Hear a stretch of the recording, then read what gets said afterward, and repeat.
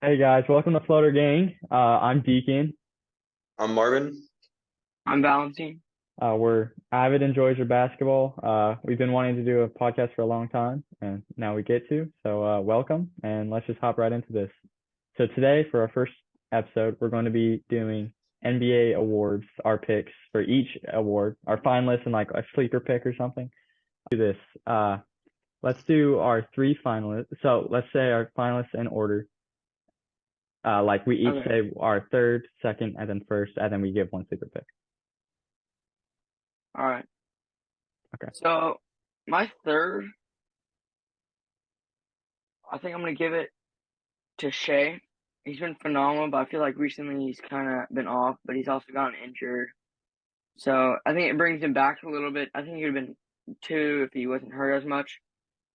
At two, I think I'm gonna put Butler. He's just been clutch, brought his team to multiple victories at such tight moments like that.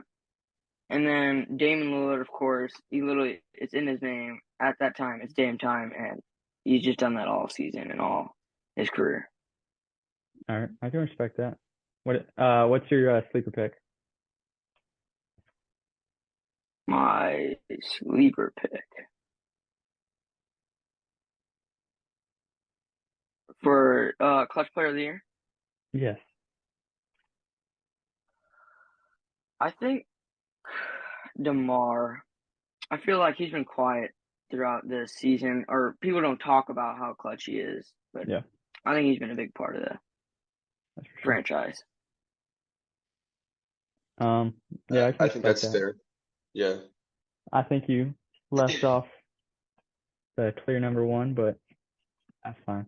I'll go next. So my third is going to be Shea as well. Like you said, he started off the year really hot. I mean, he hasn't slowed down in terms of production, but in terms of clutch production, he just hasn't had the moments needed. Um, number two, I have Dane. Uh, yeah, like you said, it's in his name. He hits big shots all the time. Uh, um, and then at number one, I have De'Aaron Fox. I'm pretty sure he leads the league in clutch scoring still, and he uh shoots a ridiculous percentage in the fourth quarter. Averages the most fourth quarter points. Has led the Kings to the three seed. Yeah, that's my. And then my sleeper pick is gonna be Tyler Hero. Uh, did you guys know that he shoots 60% from the field during the clutch and has hit just as many clutch baskets as De'Aaron Fox? Crazy. That's a big sleeper pick because that's not even on the top 10 right now. So that Yeah, definitely got me. I did not expect that at all. I'm not gonna yeah, lie. That's a good pick though. I respect that pick because I mean you even gave stats to it, and I mean I know he's a good player. I mean he has his off games. That's the only reason I think why he's probably not on there is because he's not always the most consistent. hmm yeah. I But mean, he's very I think streaky. that's a fair sleeper pick though, especially. So that was good. I like how you pulled that out of nowhere, out of the top 10. hmm And now for me, I actually think my top three is probably the same. But just because it's the same, I'm gonna do one switch just so that way we don't have the exact same top three. Yeah, I'm flip gonna it over. go I'm gonna go Shea at third. Same reasons for you. He just hasn't had as much experience, or not experience, opportunities, and he's just, or at least they've gone down. Yeah, And then I'm actually going to go with Donovan Mitchell at two, just because his team is a lot better than Dame. And he is also a great clutch player as well. He hmm has some problems sometimes too, but overall he does good scoring in the crunch time. And then one, I agree with Fox as well. He leads the league in clutch points, and they are the highest seed out of most of these players too. So yeah, clearly he helped them win a few games too. hmm And then my sleeper pick is actually one of Alvin's top three, which I respected. But in my opinion, I feel like, especially with the games he's missed and everything, that he's a sleeper pick and not a top three. And that'd be Jimmy Butler. Because I agree he's an amazing player. He's amazing in the crunch time. But I feel like he's just missed too many games. And I feel like he hasn't had too much opportunity in the crunch time either. So that's the only reason why I put him in the sleeper. But I respect Valentine for putting him in the top three because especially because I love Jimmy Butler too, and I want him to get some more recognition. But I feel like this season with some of the players out there, he's just not one of the top three. He's a sleeper for me. Yeah, that's respectable. And the thing about clutch play of the year is, I mean, this is the first year we have it, so it's kind of hard to decide like what's the criteria for it. That's Uh, true. does it have to be a player on a really good team, or can it be like a Dame who's not even in the playoffs? Or it's really Yeah. confusing. Yeah, I mean the Um, only thing right with the picks always too is people always tend to go towards the better team because obviously they proved more because they won more games. yeah, You know, for sure. that's the only thing that I think the main reason why that's in the conversation, right, is they won more games. So Yeah, clearly it did more for the team. yeah, for sure. Should we move Yeah. on to coach of the year? Valentine, you want to start? Yeah, I'll start. Top three. Ouch. I'm not a very big coach guy. I don't really know my coaches. I'm not gonna I'm lie, gonna this is go. tough though. Like there's good coaches out there this year. Yeah. I'm gonna go from 1 to 3. Okay. So number one, I think is Mike Budenholzer. He's just been past 4 or 5 years. He's just brought his team so far into the playoffs, and it's kept them great even through their how many injuries they get throughout their seasons, and they're still a Mhm. top tier team. Number Um, one. I think Doc Rivers. He's a really good Mhm. coach. He knows how to coach basketball. He knows the right plays to get open. It's just his team is so injury prone. It's just hard to do Mm-hmm. and get them wins because he's just switching up the rotations every time, and it's just a mess for him. Um, I think Coach Malone. I think he's underrated as a coach because they've gotten great amount of wins with him being at the coach, and not all their players are the best, but he's gotten them good, and that's my third. That's fair. Okay, I'll go next. Who's your sleeper pick? Oh yeah, that's right. Um, um, I think Jenkins. I feel like he does not get talked very much, and I think he's been a great coach throughout For this sure. season and For sure. past He season. almost got it last year too, though, right? I think he was I Yeah, I second. think think he he was was. I think top he was a five top or three something. last year. Yeah. Maybe he was top five, but he was. I know he was up there last year too. And I agree, Yeah, he's a great coach. He's a I great mean, coach, yeah, especially he's considering all consistent. the injuries, like John Morant being out, Adams has been out for a while now, Clark is out, and they're still number two. And the antics he has to deal with, I just applaud him for uh dealing with all that. All right, That's true. I'll start now. My third place is going to be uh Mike Budenholzer. Like you said, he's really consistent. He's done a great job with the Bucks. They've been really injured. Well, at the beginning of the year, they were really injured, missing Chris Middleton. He's brought out the best in Giannis, brought out the best in everyone on his roster. His rotations are really good. And for my second place, I think I'll go Tom Thibodeau. Um, no, but okay. The Knicks. No, that's respectable. That's respectable. Uh, I'm a really big fan of Tom Thibodeau. Obviously, it's questionable if his coaching will work in the playoffs, but his what the Knicks have done this year is really surprising. He's What Jalen Brunson has done is amazing, and I applaud Tom Thibodeau for figuring out the rotations. He's experimented.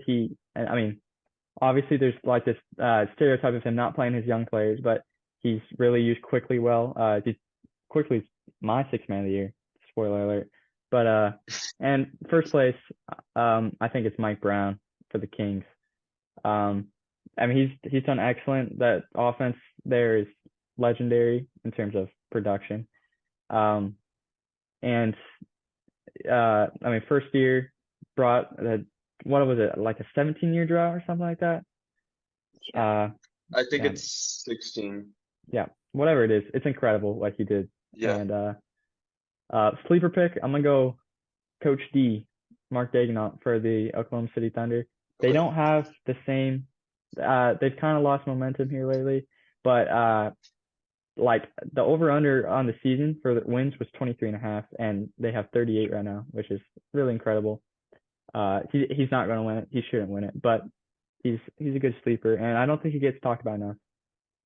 Yeah. Yeah, I agree. He was one of my sleeper picks. I do know who mine is, and obviously I'll tell you guys that in a bit, but I agree with that one. I don't think he should win it, but I do think deserves recognition for what he's done this season. Yeah, for sure. He's a good honorable mention.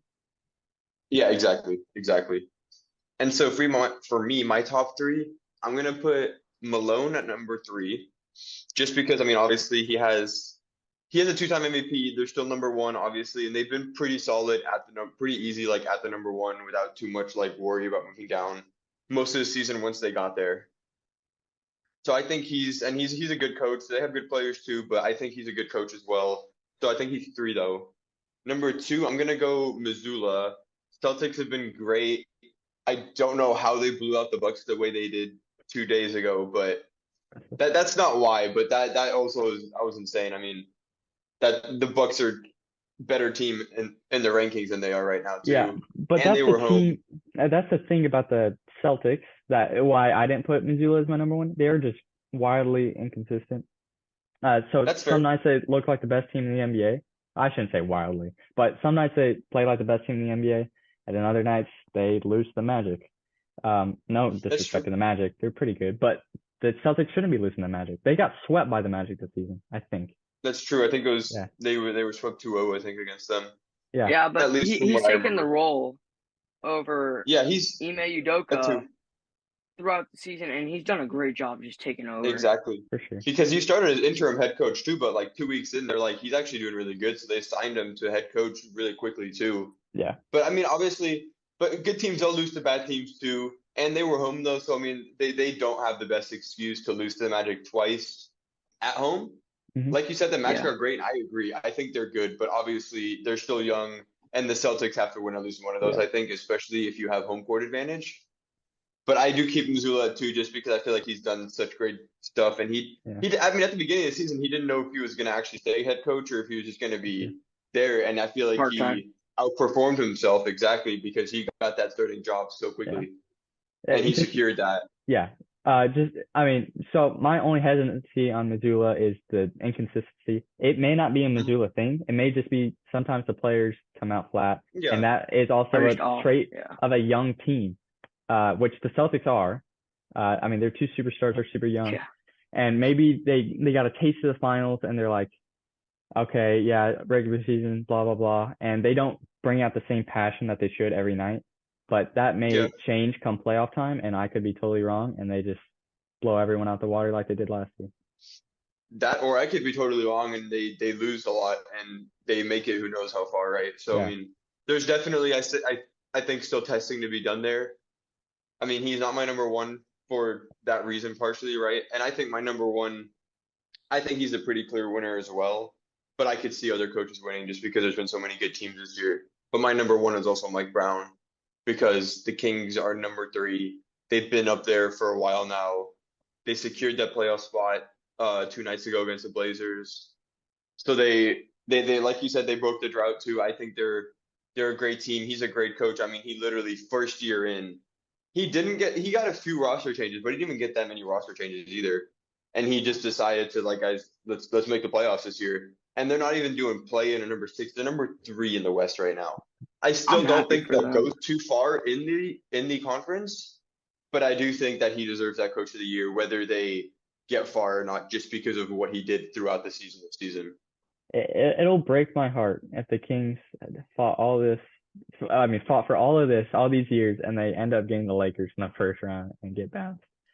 I mean, it could happen, but I mean, obviously right now, 4 through 12 space, I mean, 4 through 11 for the most part is out in the running. I mean, anybody could still go anywhere right now. So who knows? The Lakers might end up playing the 5 seed. I mean, you don't even know. Like, literally, anything could still happen. For sure. But they could also end up playing the Nuggets. De'Aaron Fox deserves to be in the position that he's in right now. He's done so much for the Kings. It's about time I he's agree. there. I agree. And the Kings, for the most part of his career, have been just not a good organization, and He's dealt through that. I mean, he didn't request a trade. I mean, he's still relatively young, but still, we've seen players request trades He's at loyal. that age. Yeah, for Yeah. sure. And he wanted to change the culture, and that's what he's done, and it's really admirable, especially considering the all other the thing that failed Kings picks that yeah, have been. true. Yeah, the other thing I'm worried about too, though, is if you look at a lot of the Kings games, like looking towards the playoffs, a lot of times they have to come back. They're not normally already up, which I think could be a problem. And then obviously they're a lot more offensive reliant and they don't have that strong defense, which could be a problem in the playoffs as Yeah. well. But Yeah. obviously we'll see what happens. Who knows? Maybe they're really as good as they look right now, and they might go conference finals or something. Yeah. I mean, you don't know, right? But I think that could be a struggle that they have to face. They give me Minnesota Vikings vibes, really good in the regular Mhm. season and just fall short in the playoffs. I mean, I hope I'm Yeah. wrong. I'm rooting for the Kings, but we'll see. Yeah, All right, and then who's your? my sleeper pick, none of you guys picked him, and he was on top 3 coach of the year towards the beginning of the season. I can see why he fell off a little bit, but I think he still deserves respect considering what they did at the trade deadline and where they're still ranked, and that'd be Jacques Vaughn, the Brooklyn Nets head coach.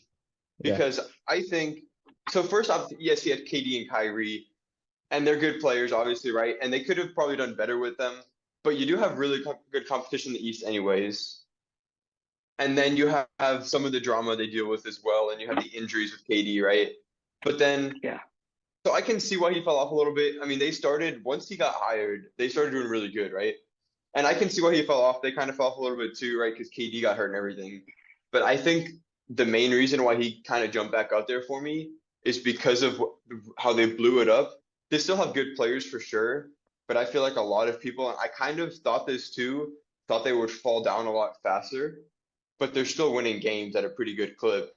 And Like I said, they still have great players. Mikal Bridges is showing he can be a superstar. Spencer Yeah, he Dinwiddie's a stepped up great to the player. plate, and he's been showing that he's just Exactly. They phenomenal. definitely have great players too, but I do think Jacques Vaughn has to do with that as well because he's like, guys, we're basically like we have like half of the new team now, and it didn't really matter that much. They were like, all right, let's play like we're the players that we are and like we can win.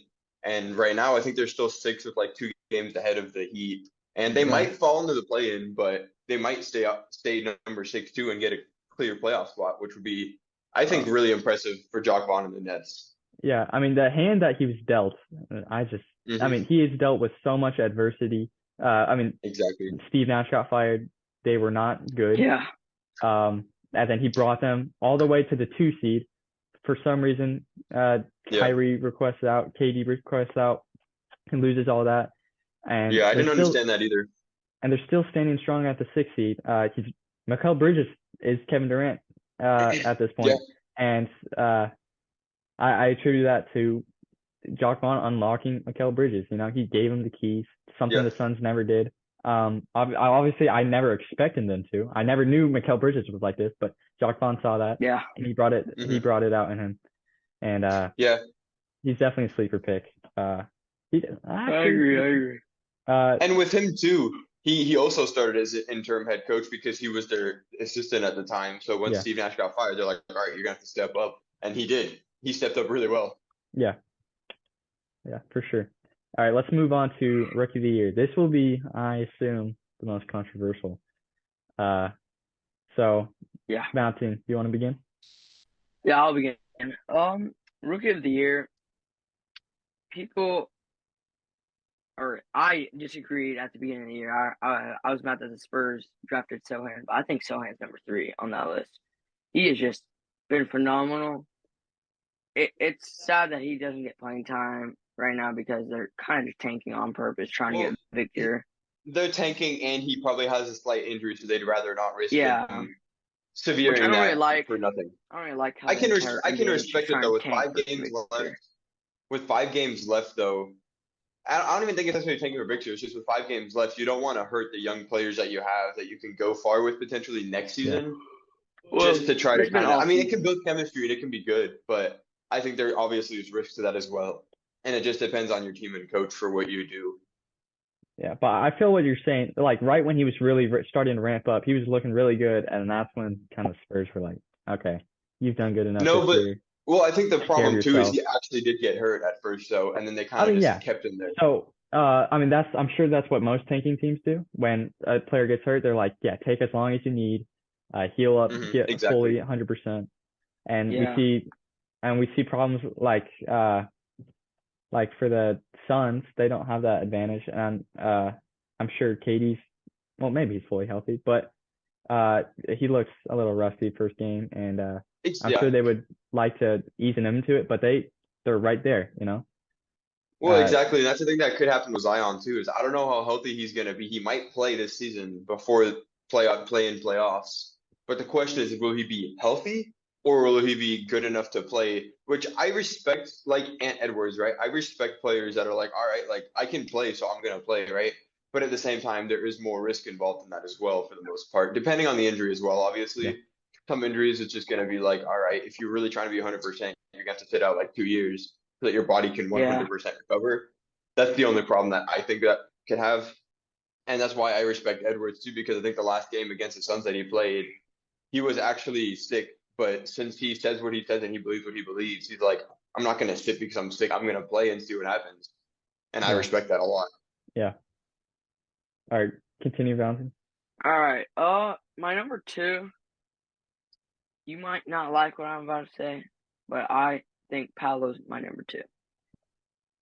I respect it. I respect Because it. I my respect number it. 1 has just been phenomenal.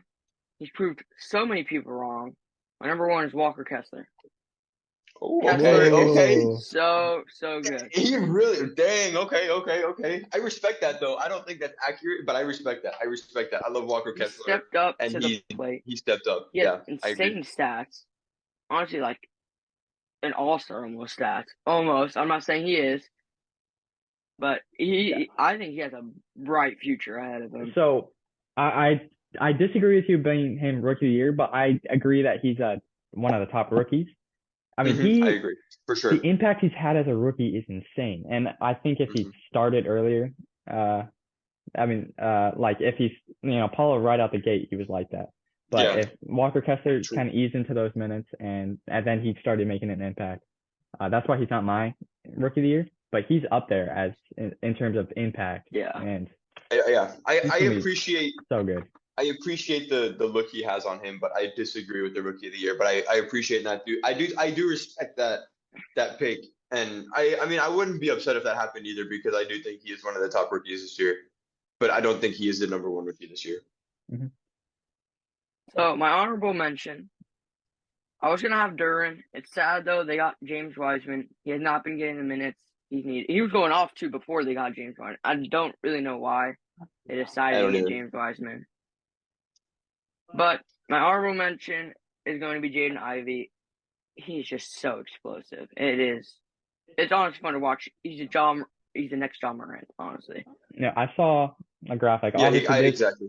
This doesn't mean he's going to turn this to Russell Westbrook, but his and Russell Westbrook's rookie stats are crazy familiar. That's what I'm saying. And he plays a lot like him, obviously. I think to him take that next leap, obviously not a floater, a jumper is a big part of that. But I think becoming an elite facilitator would just elevate his game to the next level. And playing against Cade Cunningham, I think that'll help him get there for sure. True. Well, he has a pretty good jumper too, though. Yeah. I mean, lately, lately it's been going down a little bit more, but yeah. It's great to be compared to Russell Westbrook. That man has won an MVP. Sure. And John Morant too, because you said John Morant too. Yeah, those are 2 superstars. I think John Morant would be a top point guard. Russell Westbrook's already top point guard of all time. Yeah. Being looked up to them is just honestly awesome for Jaden Ivey. Yeah, that's true. Hopefully he can actually play up to that and get there too. That'd be awesome. Yeah. All right. Do you want to go next, Martin? I can go next. That's fine if you don't want to. So this is tough. There's some good rookies out there this year, and all of the ones in like the top 10 and just in general though, I respect all the rookies out there and they all have phenomenal talent. So it's tough to pick, but I think my top 3, I'm gonna have to go Keegan Murray at number 3. He's been phenomenal. He also is on the Kings. He just broke the rookie three-pointers made record. He just passed Donovan Mitchell a few nights ago against the Trailblazers. That's impressive to do. I think he's at like 188 plus threes right now. So he's been pretty consistent and good at the three as well. He's just been phenomenal all over too. He's helped the Kings, obviously. He's had a starting role like every game he's played too. So like that's really impressive, especially considering where the Kings are right now. Saying that your first year you were a starter for that team and you helped them get that far, obviously, right? Yeah, I So think a he's lot of my these number two. rookies. I think a Yeah, lot of I these think rookies have a bright future. Keegan Murray, mhm. Jada, Jabari. They're just Kessler, all Ivy. I mean, are Eason, so Sohan, right? good. All of them, Yeah, honestly. I agree. And like I said, it's tough. Like they have some good talent out there, and I'm probably gonna hate this because I'm not gonna be able to talk about put five them or all six on the of them. list. Exactly, exactly. My I agree number with you. two, this is only, this is honestly a biased pick because I liked my number one more, and I was never sold on Paulo as much. He's a phenomenal player. He will be my number two though, just because I prefer someone else to win it, and I think he can based off what he's been doing.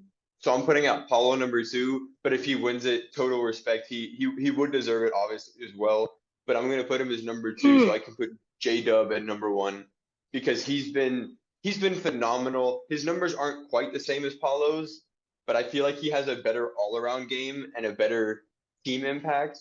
Where I feel like Paulo is a little more independent, which is fine too.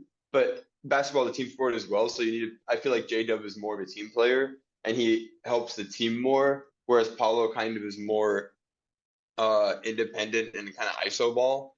So that's why I'm going J Dub. J Dub, I feel like his defense is more at least talked about and is probably a little bit better too. I mean, he's averaging I think like 1.5 steals a game right now. As a rookie, that's really impressive. He gets blocks every once in a while too. Like I think J Dub is my number one just because of that. Don't He's also on the don't Thunder. I get love me the wrong. Thunder, but that's why I'm putting J Dub over Paulo. Don't get me wrong. J Dub is amazing. I just don't think he hasn't been consistent. I feel like he's just gone off Yeah, midway through the season. yeah, Don't get me wrong, he's amazing. He's amazing. I don't think he's number one. Number one is just a little too high to put. yeah. Because But I respect that you put him there because he does have a really bright future. He's got No, Shea on his team who can show him. And they have Chet who's hurt, but he's going to come back next season, hopefully. I see what you're saying too, and I do agree. He did start obviously a lot slower as well as Paulo, but I feel like once he got to that level that he's at right now, he's been mostly pretty consistent at that level. And that's why, like I said, I think he's my number one.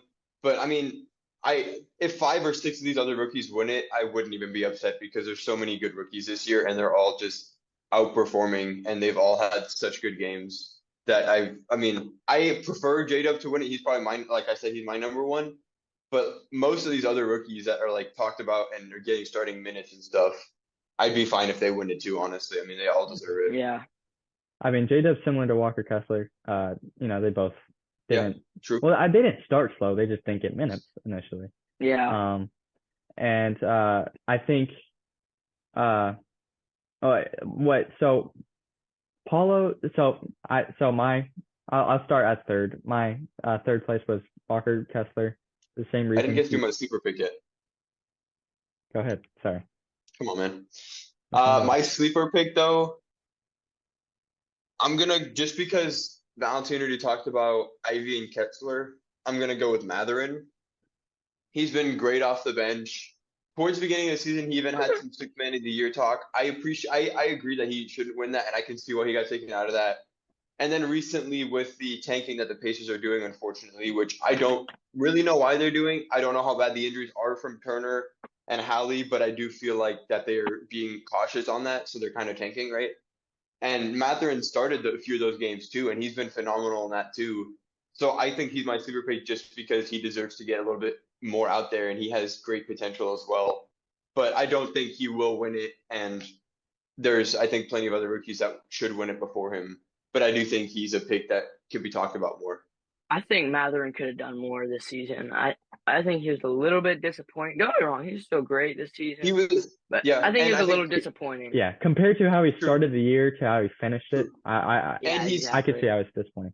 he had his rookie walls too, for sure, multiple times in the season too, which didn't help his case either. And like I said, I don't think he actually should and will win it, but I do think he has good impact and great potential as well.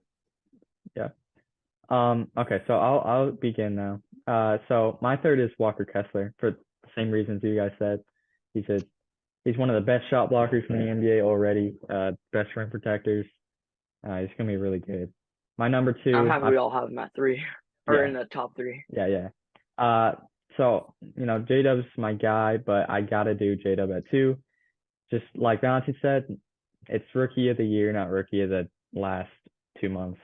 I think J-Dub's what I'll say is I think J-Dub can reach his ceiling easier than Paulo, because Paulo, his ceiling is to be the number one guy, to be a off the dribble scorer, and that's really hard to do, and he's not really shooting efficiently, and to reach his ceiling, he's going to have to shoot efficiently.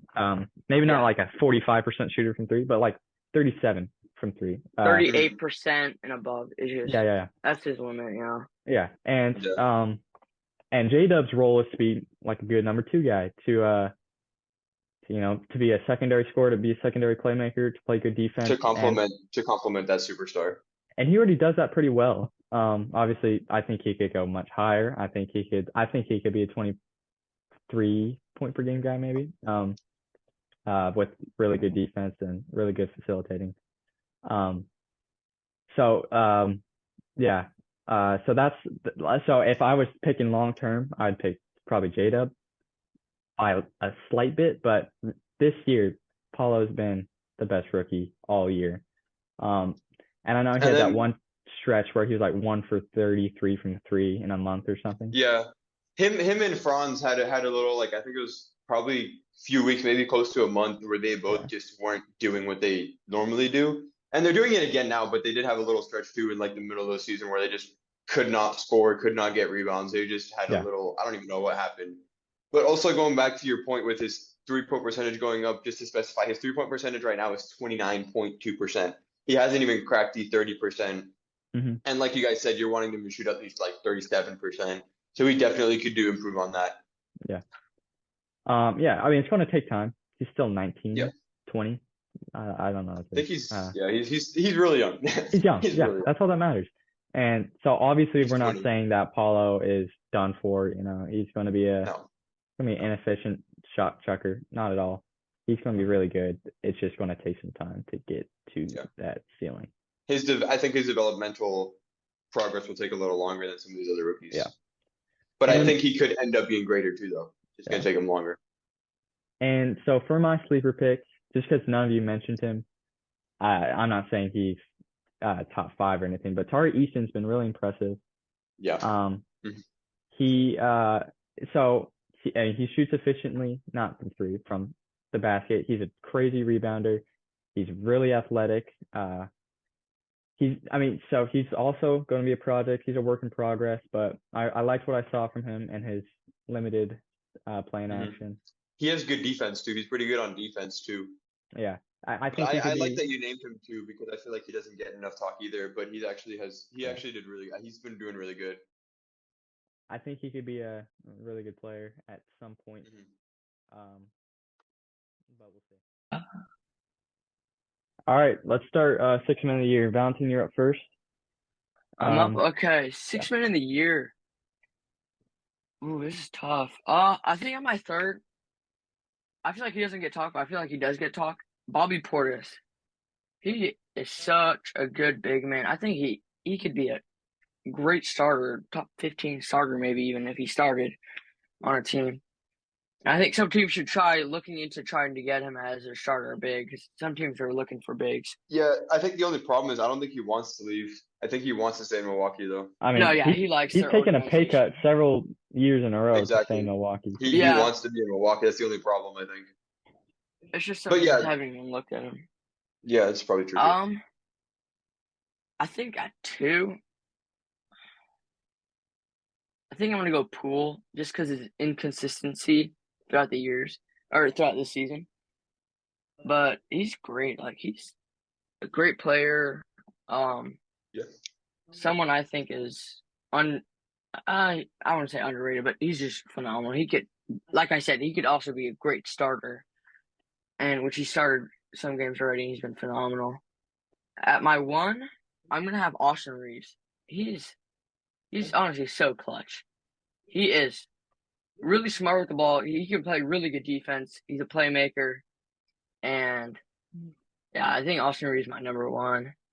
I respect Probably that. I just think the actual number one who will win it and who I think is going to be it is a little more obvious than that. But I respect that. The only problem is he hasn't been doing this at a super consistent clip the whole year. But I I agree. He's especially recently, he's been phenomenal. But Austin Reeves is a really good player. I am sick of the Austin Reeves hype, dude.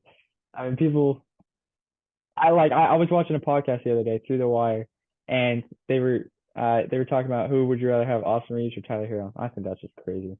Um, But yeah, but I can respect the pick. I wouldn't put him at one though. I'll go now. Oh wait, you need your sleeper pick. my honorable mention. Uh, I think. Oh, this is tough. There's a lot of good ones. I think I'm gonna go Malik Monk. He he had his career high, I think, right this season. His career high, Yeah. which was I think so. phenomenal. His team is also doing so good, and I don't want to say it's because of him, but ever since he joined, they've been great. I'm not saying it's because of him, but he's just been Yeah, phenomenal. he's a big part of it. He's a big part of it. Yeah, I agree. that's my people. Those are very respectable picks. They are. I think for my third place, I'm also gonna go Bobby Portis. For the same reasons you said. Just really good, you know. Should be a starter in this league. He he's a decent defender, great on offense, can stretch the floor, perfect for the Bucks. For my second place, it's gonna be Malcolm Brogdon. That's cool. He would have been my number one. He's missed a couple games, Yeah, too many games for my liking, and but you know when he's on the floor, I think Boston is a much better team, and it's crazy that they have a guy like Malcolm Brogdon coming off the bench who's I mean not last year, a couple years ago with the Pacers, he was in some crazy. All-Star talk. It's yeah. They built their team really well. The Celtics. They got Yeah. Blake Griffin throughout it. They had Gallinari, but he's hurt out for the season. Mhm. But yeah, they picked up some great pieces. Yeah. Yes, they did. They for sure did. Brad Stevens is a better GM than head coach. Who would have thought? And he was a phenomenal head coach. Don't forget Yeah. that. Yeah. But yeah, he's doing really good. Yeah. So, and my winner is, I said it earlier, Emmanuel Quickly. I think he's a pest on defense. He's he's a spark plug off the bench. He's a pretty good playmaker too. He started off kind of rough, but lately he's just been really, really good. And I think he's perfect for the Knicks. And I love Quickly. I think he's my number one. My honorable mention is probably going to be I'll go Norman Powell. Norman Powell. Yeah. I think He's underrated. He's underrated a lot. I mean, a couple of years with the Blazers, he was a 20-point per game scorer. This year, he's sitting around like the 16, 17 mark. I haven't checked in a minute, but you know, he's a good spark plug. He can get hot. He could defend at a high level. He's kind of a Swiss Army knife off the bench. I like him a lot.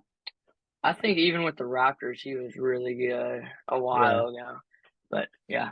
And so my thing about Poole, obviously, I think look at his raw numbers, he would be sixth man of the year. But what was it? It was Pelicans versus Warriors, and the ESPN threw up a graphic. It was like Poole when he starts, 25 points per game. Poole when he comes off the bench, 15 points per game. Yeah. Obviously, he's more effective as a starter. That's where he should be. He doesn't have room to do that with the Warriors, and so that's why he can't be my sixth man of the year, just because he hasn't been as effective off the bench as he has been while starting. Like his play level, what is that the word? Yeah, play level. He has been better than everyone else, but his play off the bench hasn't been better than everyone else. Yeah. So he was your honorable mention, right? Yeah. Okay. Yeah, I respect Marvin, that. you're up. My 3, Norman Powell as well, and I know you said you didn't know how much he was averaging in points. He's averaging 16.6 right now. I think the only problem with I am putting him at 3, but the only problem that could potentially be at putting him 3 is his minimal number of games that he's played. He's only played 56 games this season, so he's barely even making the cut. That's why I'm putting him at 3. But a lot of the games, especially that he came off the bench with, he's been doing really good for the Clippers off the bench. Also, pretty good spark plug for them. He's just missed like the last 3 weeks. I think he just came back last night. Yeah. So he's been out for a little bit as well, and I think that's where most of those missed games came from. But before that, he was amazing, great spark plug as well. So he's at my number 3. I put Reeves at number 2. He's also I don't think he should win it either because he hasn't had this consistency throughout the whole year from what he's been doing the last like 2-3 weeks.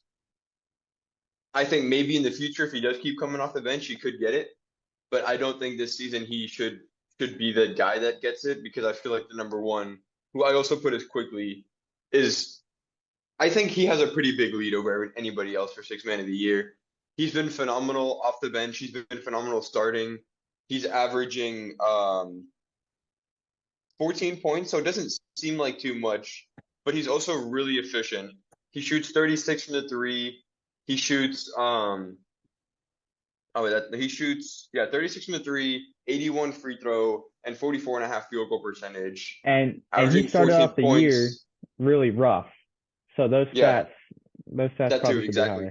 be higher. He didn't do very good. Exactly. That's still for the whole season. Like you said, he's a great spark plug. His defense, he's good on defense.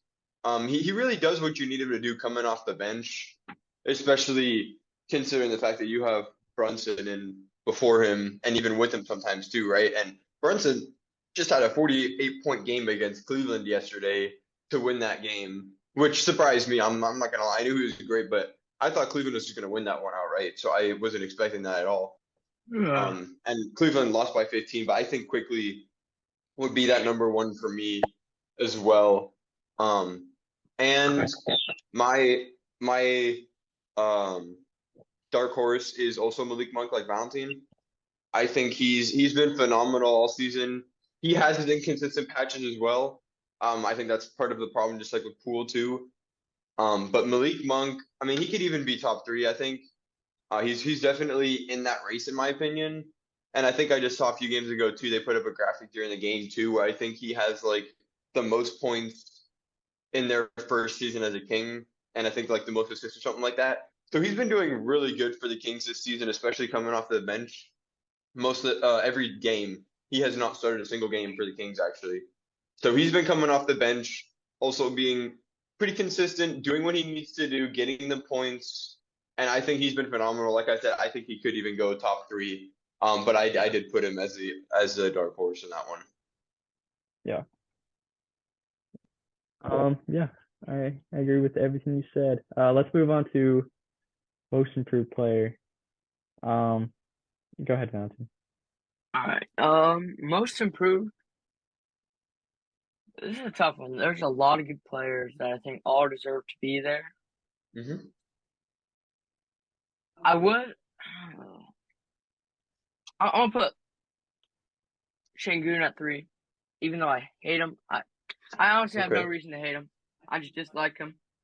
Maybe y'all can change my mind about that somehow. I still do think he's a good actual player, and I think he has a good future ahead of him. I don't think he'll be a Jokic type player, but he has a great future ahead of him. I think he's too much of a liability to be an impactful player, especially in the playoffs. I think it's just gonna be unplayable. This season, though, he's been phenomenal. And it's all about this season. I think he's been great. Offensive talent is really good, and obviously it's a regular season award. It's not about what happens in the playoffs, and he has been really good. But I just worry about him in Yeah. general. I can see your point there. At number 2, I want to put Lauri Markkanen. He didn't get. He was from not really being talked from when he was on the Cavaliers. Came from the Bulls, right? Yeah. The Bulls went to the Cavs. Not really talked about. Then went to Utah and is now the superstar. Playing with Walker Kessler, who we mentioned earlier, is also phenomenal. But Lauri And he got Markkanen his has really first stepped up. All-Star as well. Yeah. And man, he is just putting up the stats that honestly are insane. Mm-hmm. He's a 6'11" small forward. Like, Yeah, he definitely has a height advantage. And I remember thinking after that Donovan Mitchell trade, all the Jazz got was, I was not a fan of the trade for the Jazz. All the Jazz got were Lauri Markkanen, Ochai, I still can't say his last name. Abaji. Yeah. I love him though. He's a really good 3-and-D guy. But I love him too. And he's just that's got to be the best win-win trade in recent memory. That or the Tyrese and Sabonis trade, man.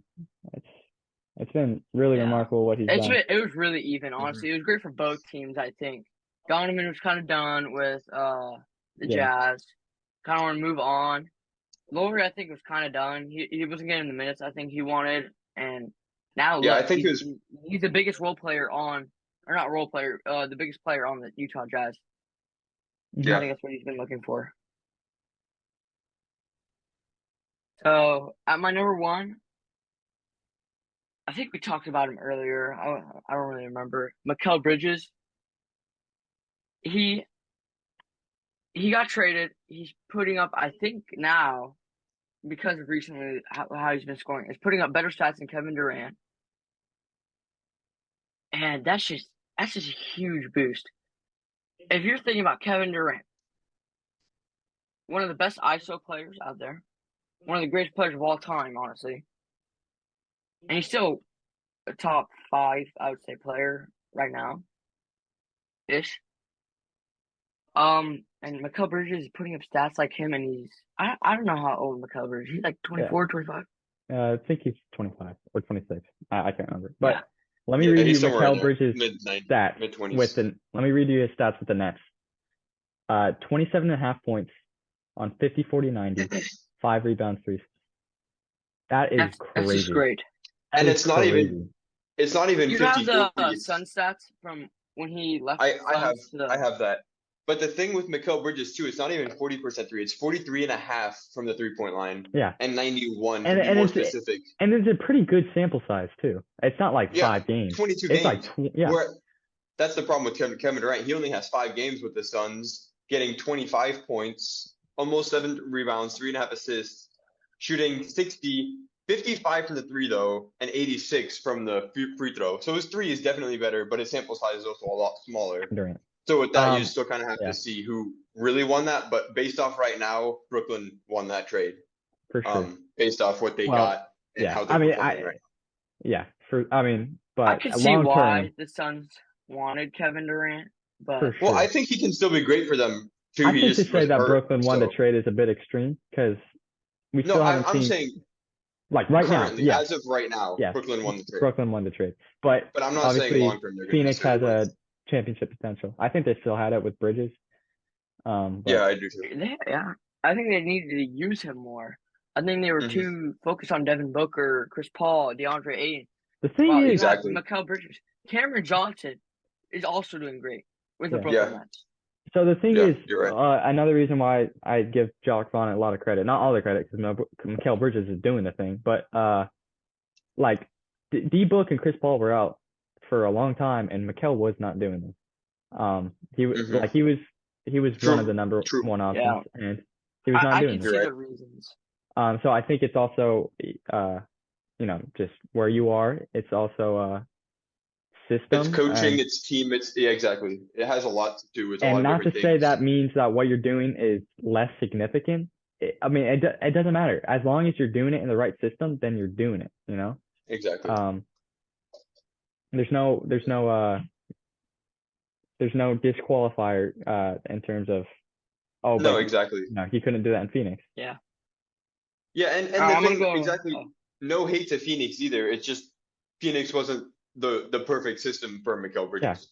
Yeah. And that's what we saw with Lauri Markkanen too. Cleveland and Chicago. Donovan. And Donovan. Yeah. Exactly. System at Cleveland. Donovan's averaging like 38, 30 or something. Yeah. He had a 71-point game. Like, come on. Yeah. Obviously he was really good with the Jazz, but I think what he has now. I think they both just fit in better. Yeah.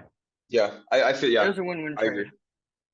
It's all about system. It's all about fit. Like Isaiah Joe, he was waived by the Sixers, and now he's getting the and he barely played for the for Sixers the Thunder. Too. They didn't play much either, but now look at him in OKC. He's doing amazing. Yeah. I would like to put a big player out there, Halliburton. He was from the Pacers. No, from the Kings to the Pacers, and he fits in really well now. I agree. He was already great in Sacramento, don't get me wrong, but he fits a lot better in Indiana. Yeah. He's just a better fit for that team because I mean, in Sacramento, like I said, it's a win-win trade for both now. Look at the results of both teams. It's great. Oh yeah, I agree.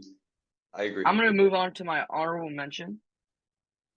Okay. I would have put Shea, but I think he's basically putting up the same stats last season. I think doing, of course, a little bit better, but as a most improved player, I'm gonna put De'Aaron Fox. Correction. His rebounds and assists is about the same, but he's actually averaging 7 more points. Yeah, but like and his defense is better. But like the first half of the season, he had he was only averaging 22, and then after the All-Star break, he averaged like the same stats. I think we all knew he was capable of this. Yeah, he's also shooting a lot better too. But I see what you're saying. Season, and that's why I'm going with De'Aaron Fox. We've talked about the Kings so much already. He's brought them to the number 3 seed in the West. The West is one of the toughest conferences, or is it toughest conference? Yeah. In my opinion, the East, don't get me wrong, are great. Now, even with Cleveland now going East up there. East is top heavy, I think. Yeah, exactly. I was about to say I wouldn't say necessarily better, but it's more competitive in the West. Yeah. Yeah. I can definitely respect De'Aaron Fox. Honorable mention. So I can respect that. The only thing is his stats. They are actually a lot more similar to what he did last season. But his can impact respect is significant. Exactly. Based off his impact.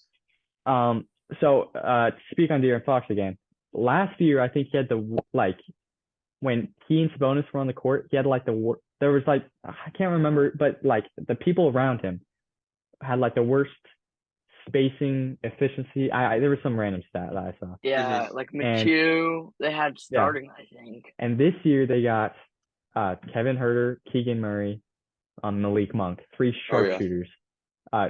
Keegan Murray just set the 3-point record for rookies. Barnes. Harrison Barnes, yeah. Too.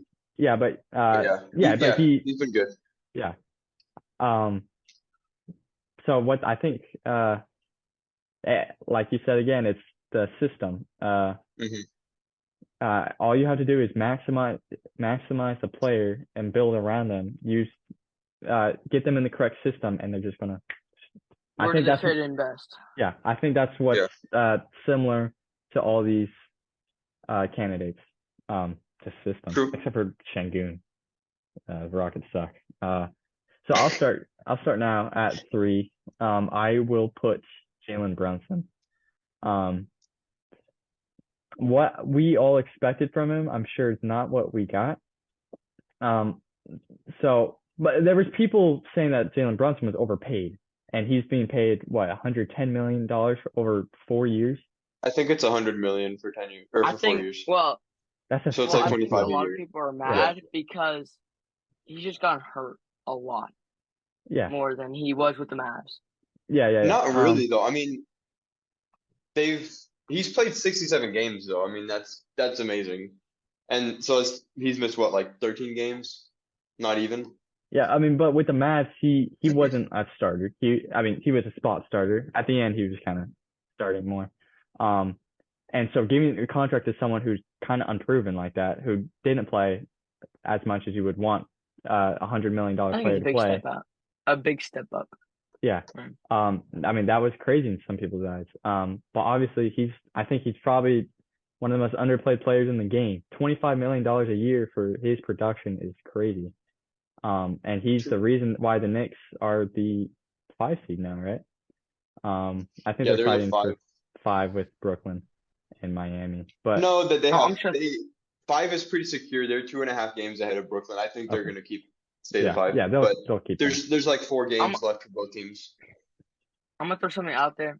I think the Knicks should be doing better if RJ Barrett was doing more productive stuff on the If team. we had a most disappointing sure. player of the year award, RJ Barrett would be number 1. I picked him 4th in fantasy, and gosh, it's been bad. But RJ Barrett, of course, is really bad or really disappointing. But that's not what we're talking. We're talking about most improved.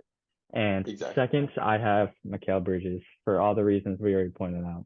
And then I got Lauri Markkinen winning it for me. Yeah, that's respectable. You, Yeah, and did then you who's say your your dark honorable horse? mention? He's had to No, say that. my honorable mention, I think I would do Franz Wagner maybe. I don't know.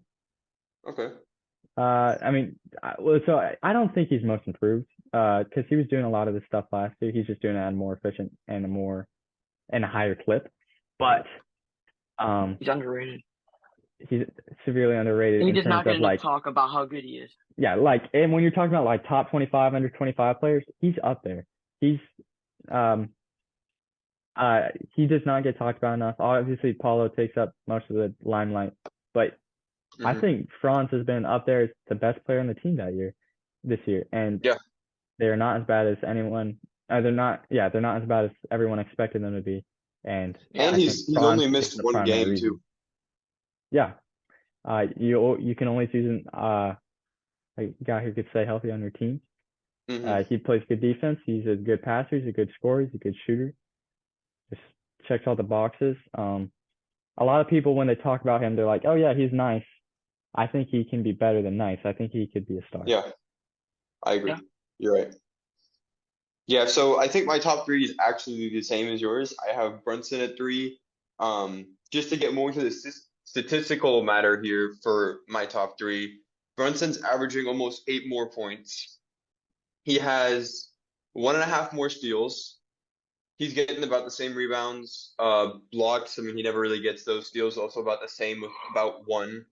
Turnovers, only 2 turnovers in 35 minutes. That's fantastic. That is incredible. Right? He's shooting 49% from the field, 41.7 from the 3-point line, and 83% from the free throw line. I mean, those are pretty good stats, and all It's those pretty are similar to improvements Mikal except for the Bridges, free I throw. want to say. Yeah. In terms of like just the jump and efficiency and everything. Yeah. I mean, he was pretty efficient last year too, but his 3-point percentage got a little bit better. But last year he had most of the same shooting percentages. Actually, he's just but what's shooting incredible, more. What's incredible about Bridges and Brunson is that they jumped up in production in terms of they shot a lot more, but their efficiency stayed the same or got better. Exactly. Incredible. Yeah. And then Mikal Bridges, we already said his stats too. Also, 35 minutes, only 2 turnovers. Like they're not turning the ball over either in that efficiency standpoint either, right? So they're doing everything they need to. We didn't even mention Mikal's stellar defense though. I mean, he's still a top. Oh yeah, he still has 5 perimeter defender. His stats don't necessarily show he's getting 0.9 blocks and 0.6 blocks, 0.9 steals, but it's not always in the numbers. If you watch him play defense, he is one of the top defenders in the league. Yeah. For sure. And he still is. And then Markkinen as well, right? My number 1 after Brunson and Bridges, averaging 11 points more than last season in only 4 more minutes. Not even 4 more minutes. Well, like we said, he's in a different system. Last year, he had an offensive player, Darius Garland. He was a ball-dominant player. He would also pass a bunch, but he was a scoring machine. Yeah. And then you also had like Karis LeVert there. And, Colin Sexton didn't play last year, did he? But no, I think he played like the first Evan 10 Mobley, games. he was really good. Rookie of the Year nominee. He should have been Rookie of the Year. Yeah. Yeah. And then he's shooting 6 more shots, but shooting 6% better from the field goal. Shooting 1.5 more threes, 4% better. So he's shooting 40% 3, 50% field goal, and then 87% free throw, which is about the same. And then assists, he's getting a bit more. He's been stellar on the rebounds, 3 more rebounds, averaging 8.6 this season. And then his defense is about the same too, pretty good. Also, only 2 turnovers. So all my top three are only averaging 2 turnovers too in 35 minutes, or about And 35 they're minutes. all That's really good. ball dominant type guys. And they're all exactly, and they're scoring a lot too. Like they're not turning the ball over. Because you have some people like Giannis, no disrespect, he turns the ball over 3.5 times a game. Like But he averages 37 points, so. not quite, but that's why I'm saying no disrespect. He's still a great player, but less turnovers obviously means you're giving the other team less to work with. Yeah. Right. And then I have my honorable You're mention. also talking about Giannis, so. Yeah, I know. He's a great player. I'm just saying Right. there's some great superstars, right? They'll average turnovers because they have the ball so much, they're shooting so much or whatever, right? That they will turn the ball over more because they have more chance to. So if you're not turning the ball over in the same amount of minutes as some of those superstars, that's pretty good. Let's be real here, right? Like, that's pretty. That's something you look for in a player, right? Is not giving the other team the ball. For sure. And then my honorable mention is also Shea. Like I said, he's averaging 7 more points. Most of the other stats are about the same. He's shooting actually a lot better from free throw though. 3-point percentage also better. He's shooting better too. But like I said, he is my honorable mention. He definitely has improved a lot. But I do think, especially Lauri Markkanen, he's improved. He improved more. He was more of a surprise. Yeah. And he's done more for the team, I feel like. I see a lot of people picking Shea to win their most improved just because he went from like a borderline all-star to like an all-NBA type of guy. But that jump was expected. I think, and it was maybe not this soon, but it was expected. In the next 2 seasons. Exactly. Yeah. And Lowry's came out of nowhere, and so I think. Same with Mikal. And Mikal, exactly. Yeah. So in terms of most improved, like you expected Shea to be that guy. He was improving before our eyes. Lowry last year, I don't have the numbers, but he was, what was he, 15 points per game, 14 maybe? 14.8. Yeah. So no one was watching out for him like, oh, this guy's going to make a jump. Mm-hmm. You know? Exactly. That's what I'm saying. He made a bigger jump, and it was more unexpected, which I think says so much more towards the improvement of the player. Because he was working when people didn't even realize he was working, right? Yeah. Whereas with Shea, you're expecting that. Yeah. So let's talk about DPOY. Valentin, you want to start? Yeah, I'll start. So we should start off right back. Get Dylan Brooks out of here. No one likes him. I don't know a single person that's ever liked him. So we're gonna kick him out. He's not in here, but okay. Yeah, but I've heard plenty of talk about him because he's just a talkative guy. Yeah, but I agree. I don't think he should win it. If he does, I'd cry. That's just me, though. I'm going to put OG Anunoby. I think he hasn't, people know he's a good defender, but I feel like he's more than just a good defender. He's a great defender. And he has the stats, but he also has, I don't have the stats on me, but I think he has, one of the fewest points scored on him. Yeah, he leads the league in steals, and he guards the toughest players. Yeah. At my second, I think I'm gonna have to go with Claxton. He is a great big man defensive player. The second best big man. I'm gonna get to my first in a sec, but he's a big man. Mm-hmm. But Claxton has also Brooklyn is fantastic now. He's fantastic now. Because he also got on the right pieces. He got Mikal. He got Spencer Dinwiddie. He's got all the right pieces now, and I think they're all working really well together. And he's also just a great defender. And he's brought them this far because of his defense, too. And at my number one is Brook Lopez. I don't think I really need to explain. He's just insane at defense. He's been really good at defense this year. I agree. And my honorable mention is McDaniels. I've liked him throughout all the season. His play style is really nice. And his defense, he's just so smart of how to play. He reads where he's going before it happens. He knows when to help. He's just phenomenal all around, even on the offensive side. Hmm. Yeah. I cannot argue with any of those picks. No, I can't either. I think at I'll begin. I think at 3 I'll put Claxton. Okay. For all the reasons you said, Brooklyn is a really good defense. He's the anchor behind it. Great shot blocker. He's I mean he just he doesn't he's not a liability on the perimeter, which I think is big time. That's something that you guys hate about Rudy Gobert, that he gets True. he gets switched into a point guard. Unless it's Luka, he's going to get burnt. And that's something Claxton's really good at. He has great switchability. Number 2, I'll put Jaren Jackson. Leads the league in blocks. He does commit a lot of fouls, which I don't like. I think that's the only reason he's not my defensive player. But when he is on his game, it's really hard to score on him. And he also has the same switchability as Claxton. Exactly. I agree. I mean, he could guard 2 through 5 at a really high level. He could probably guard 1 as well, depending on who it is. I feel like they have very similar play styles in general, except for Jaren Jackson can shoot better threes, of course. Yeah, on defense. More of a big man, but even offense, but especially defense, they have very similar defensive play styles. Yeah, I agree. I think that's why they're also at the top. Yeah, Jaren Jackson's more well-rounded as in like offensive and like overall, whereas Claxton, he's more of like a straight up like I'm still a center. I don't need to shoot threes. Whereas Jaren is, I mean, he's more power forward too, but he's more stretched as well. For sure. Okay. You're up, Marvin. All right. So my 2 and 3 are actually switched with you. I put Jaren at 3 only because of his foul struggles sometimes and his inconsistencies. Like he'll have those games where he gets nothing on defense. He's pretty good on defense, right? But he fouls a lot, right? So that doesn't help. But then he also has those games where he gets 7 blocks, 3 steals or something, right? And you're like, all right, sweet, I'll take this guy any day on defense, right?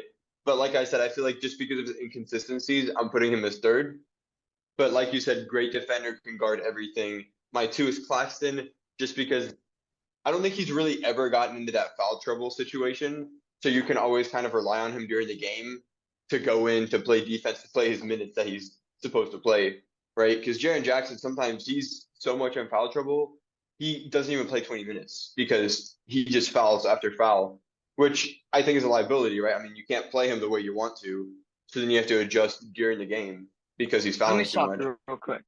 Let me just say, Deacon, did you say your honorable mention? I don't think you did, right? I don't think I did. I don't think you did. I'll probably just go Drew Holiday. I'll go Drew Holiday. Okay. So not so much that he's doing anything special this year. He's just doing the same old stuff. I just think he's the most underrated player in the game, period. He's never gotten the attention for it.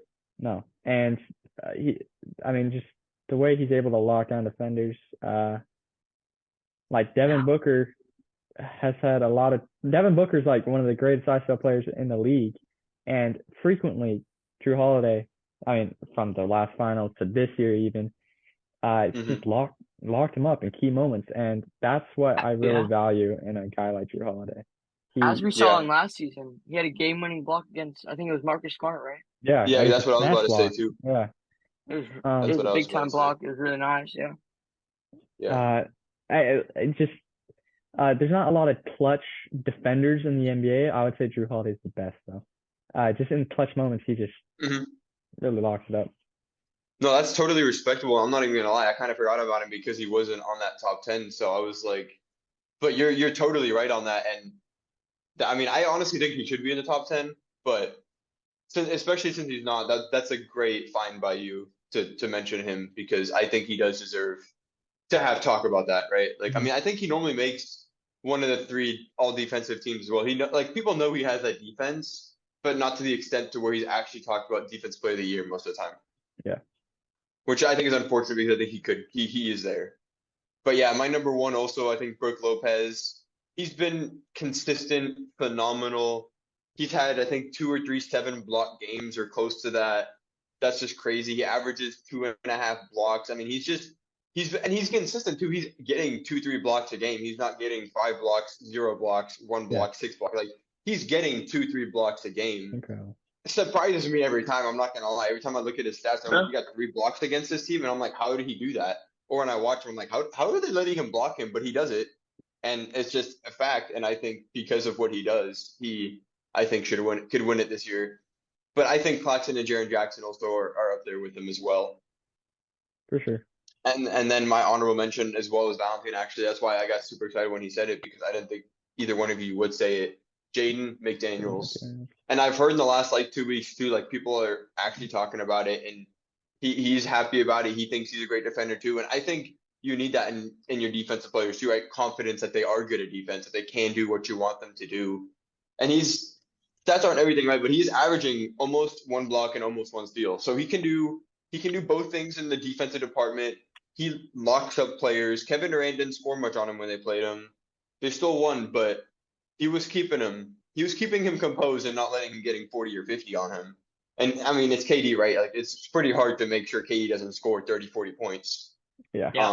He did just come back from injury too, but I do think Jaden McDaniels was part of that reason too, why he wasn't as good as he normally is. I mean, he took advantage of KD's rust, made him uncomfortable. That too. That's what great defenders do. They take advantage of the situation. You look at the weak spots and take that. Yeah. And I agree. And that's why I think he's honorable mention. I don't think he should win it this year, but I do think he could definitely, if he keeps going the way he's going, I think he could definitely win it in the next 3 years. He's all defense though. Exactly. Sure. Exactly. Yeah. So that's why I love that Valentine mentioned him. I mentioned him. I've heard other people talk about him, and I hope he keeps trending this direction, that he can hopefully get at least one of these defense players in his career. Yeah. All right. Let's kick off MVP Valentine. I'm excited. This will be, I think, the most interesting one. It'll be the most controversial or the most agreed upon, I think. Yeah. Valentine, take it away. My MVPs. My third place, I'm gonna have Giannis Antetokounmpo. Okay. Am I talking, y'all? Deacon does not look happy because I said Giannis at third. Marvin looks really happy. So I don't know how the feelings are going around here. It doesn't matter though. It doesn't matter. I think Giannis there because he's pulled off these stats over and over, which is still insane. He's won a championship. I think he should have won the MVP that year. It is what it is. And then second place, I'm going to go with Jokic. Here's the reason why. He deserves to win it this year, but he didn't deserve to win it last year. Luka should have won it last year. Luka, okay. But Jokic deserved to win it this year, but also kind of not, because I think Joel Embiid is my number one. I think he deserves it. He's just gone crazy for the past 2 seasons, and I feel like he deserves this MVP. His team is doing pretty good, and they're kind of in the same situation as Jokic was last season, the Sixers, I would say, and Joel Embiid's kind of in the same situation as Jokic was last season too. So it's kind of all similar. But I think Joel is just doing better than even last season. He's just doing better. He's just doing better and better every season, I feel like. Yeah. And he's a big part of why Sixers are winning. My honorable mention, it might surprise. No, it probably won't. Luka. I don't really like Luka at all. I just don't like his play style. But I have to give it to him. He's a great player. He's really, really good. And look what he's done for the Mavs. But he needs to just be unselfish right now. He's got Kyrie. He's got to take advantage of having such a superstar on his team, like Kyrie. Because so many teams would die to just get Kyrie Irving on their team, and they would just go so far. I think they need to find a way to get some good chemistry going on right now. Because Oh, for They will sure. go super far if they have great chemistry. And I think Luka, if he wants to be an MVP, he's got to take the step up and do that if he wants to, stay there. Okay, yeah, that's fair. That's my I list. respect yours. I respect your list. Deacon, what do you say? So kick it off at third.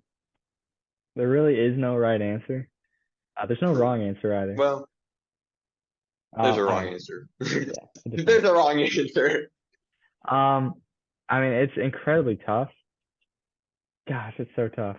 I mean, I still have no idea what I'm about to say after. I mean, I had You, a planned out top three, and right now I'm like, no, there's no way I'm doing that. So third, I gotta go with Embiid. I don't know. Maybe. Yeah. Yes. I'm sticking. okay, okay. No, I'm go sticking go with with go with what you go with it. Go it. with it. Obviously, I think I mean, he has the league leader in scoring per game. Great defender. Great in crunch time as well. He's probably a sleeper candidate for plus player of the year.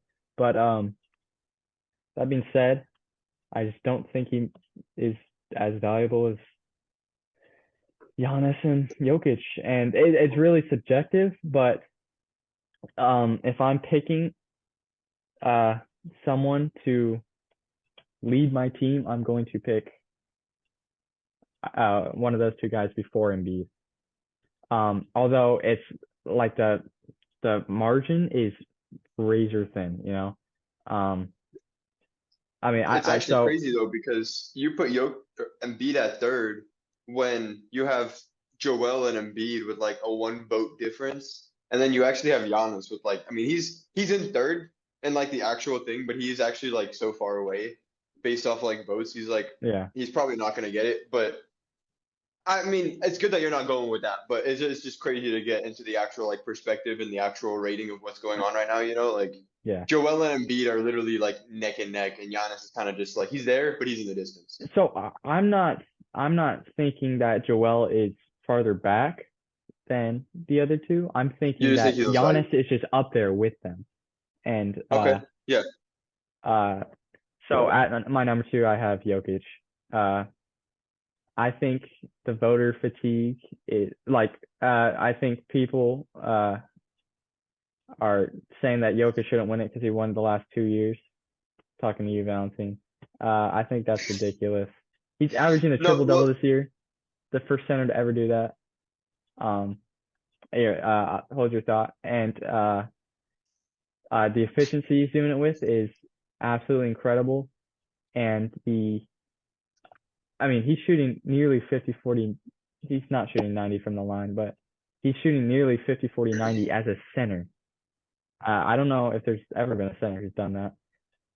Not to mention the 10 assists. Obviously defense is suspect, but and he's led his team to the best record in the West. Wait, what are you gonna He say? still ended up putting him at second, though. true. That's true. But yeah, so what I here my thing with you were saying with Valentine, right? I'm in the same boat, but it's not that we're necessarily against him winning it 3 times in a row. It's the fact that we don't think he should have got it last year, and that's Yeah. why we don't think he should get it this year because he has to make up for that. And also to actually help your point for him being good, he's shooting 63, 4, 39, and 82.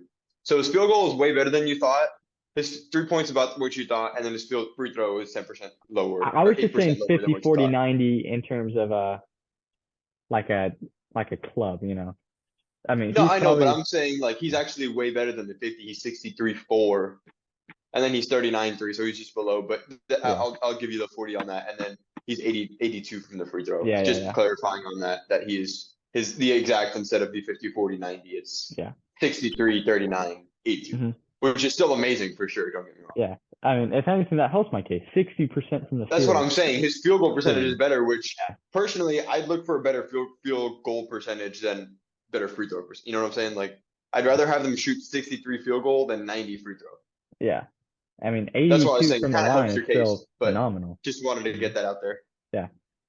And so the reason I have Giannis at number one is I'm not saying that he's on his level, but when LeBron was in his glory days. He won 4 MVPs. Was he the best player in the NBA for 4 years?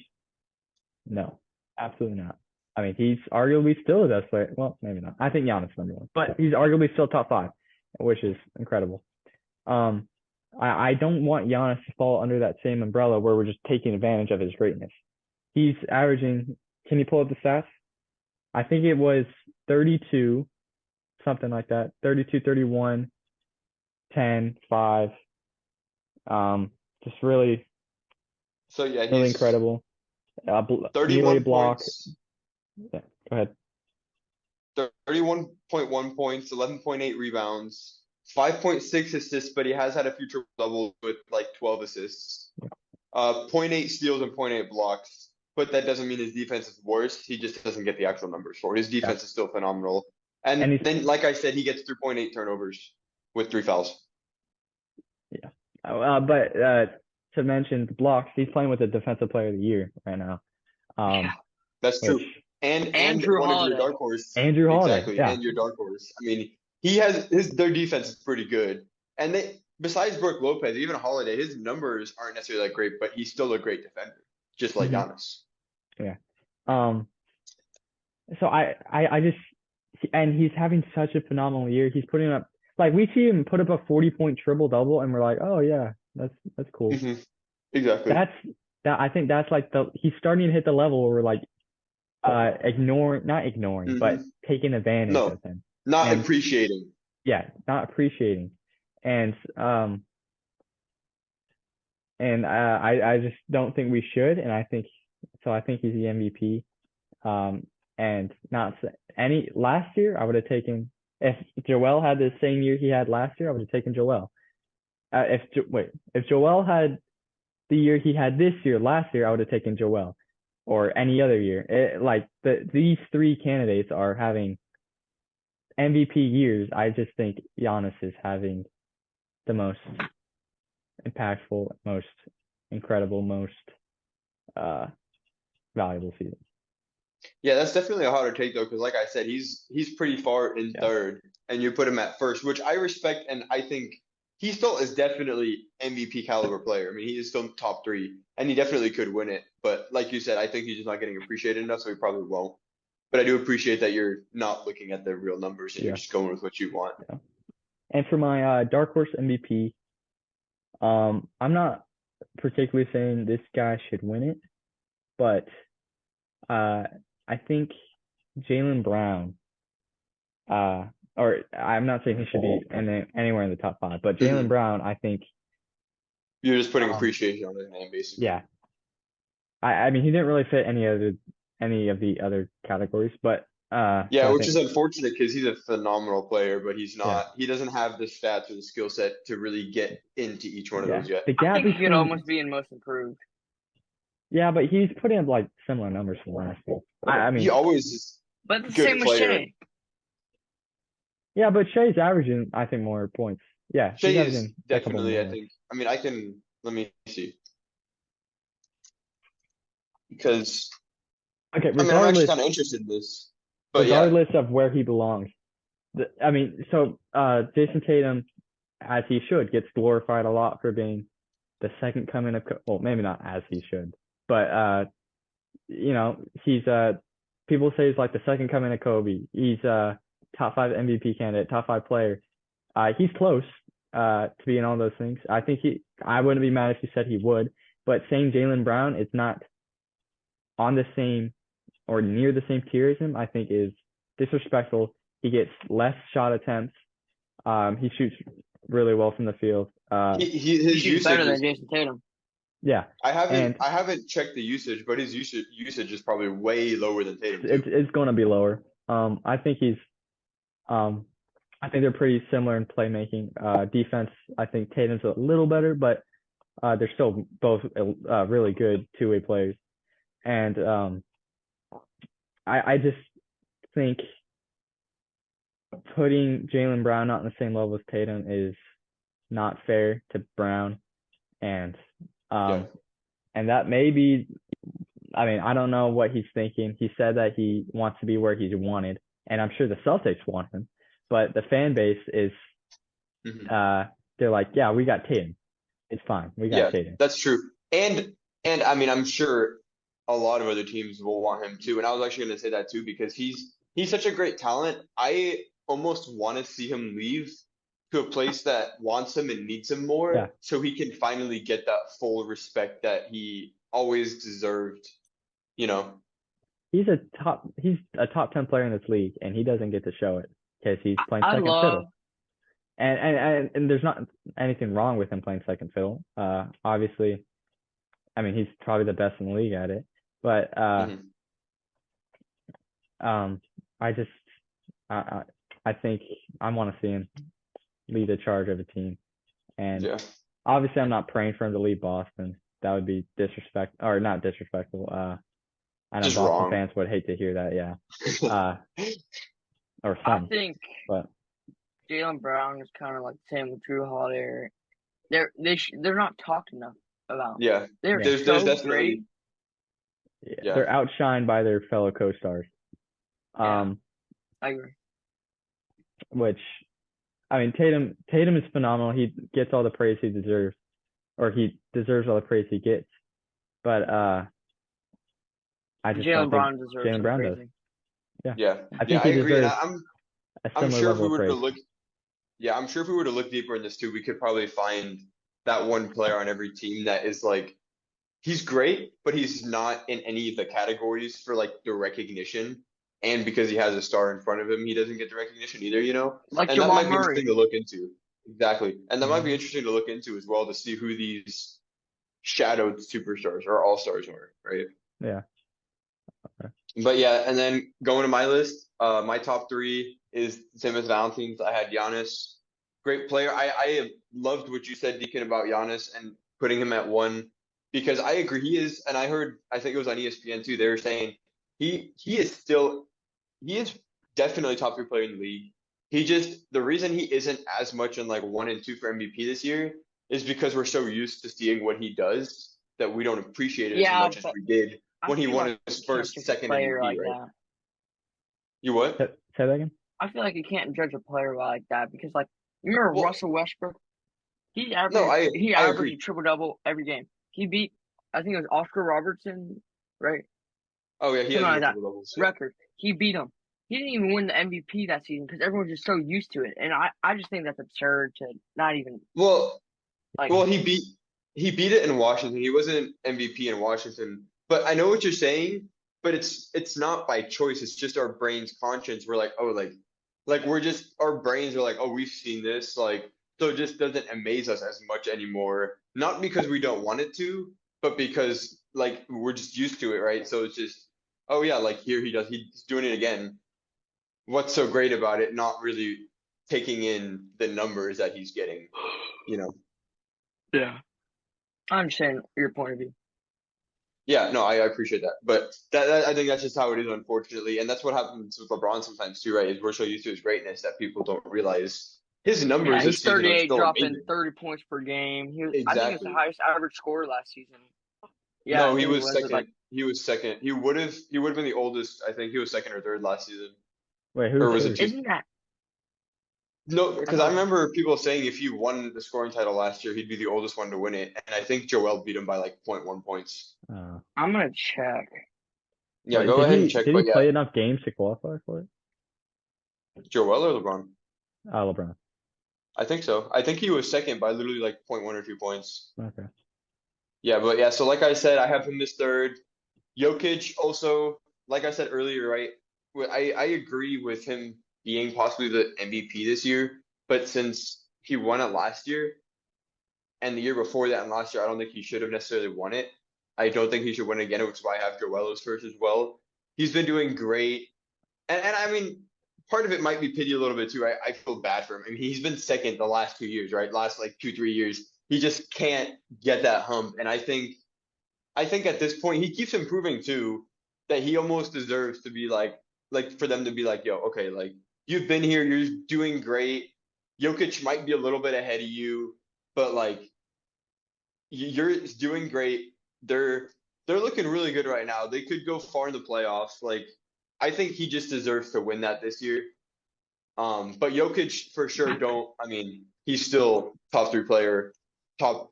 I don't even know who's a top center anymore. I mean, that's just a hard one to do because you have Embiid and Jokic, right? Like, who's gonna get that All NBA team? Because Joel hasn't gotten that the last 2, 3 years either because you have Jokic.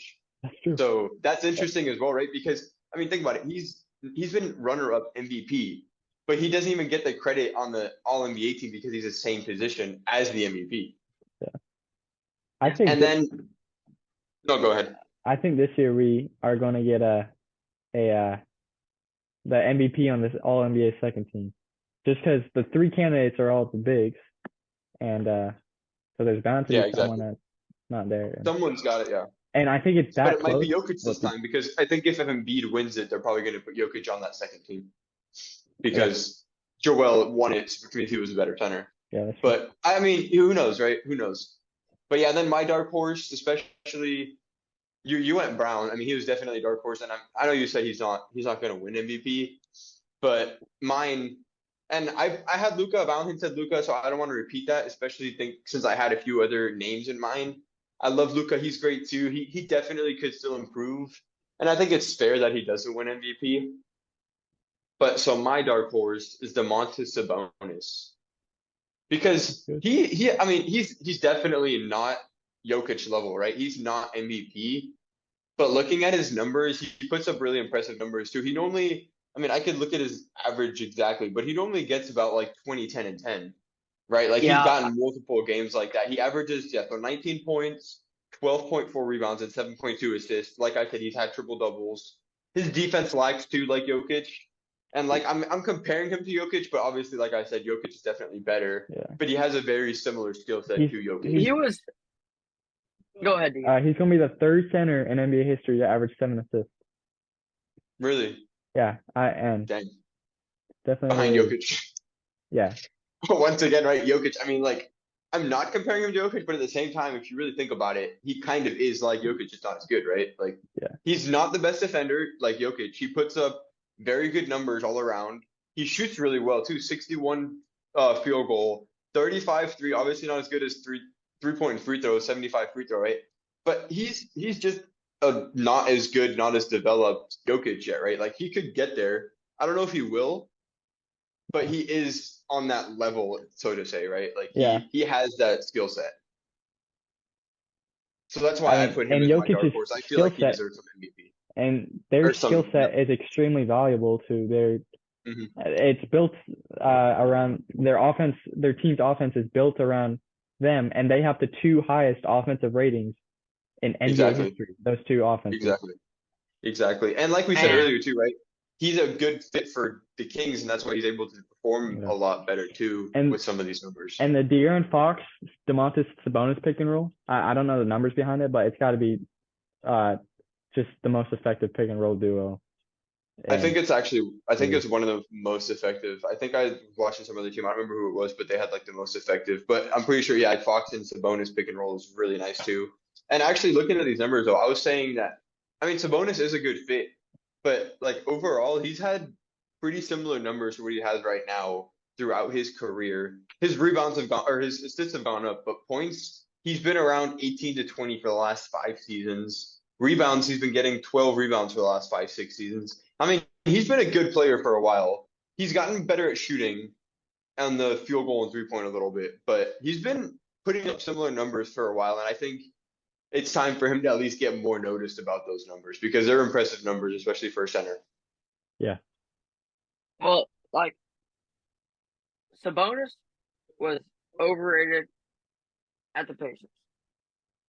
I think he got overtalked, but now he's underrated at the Kings when he's doing better. Well, I just don't think he was as good on the Pacers.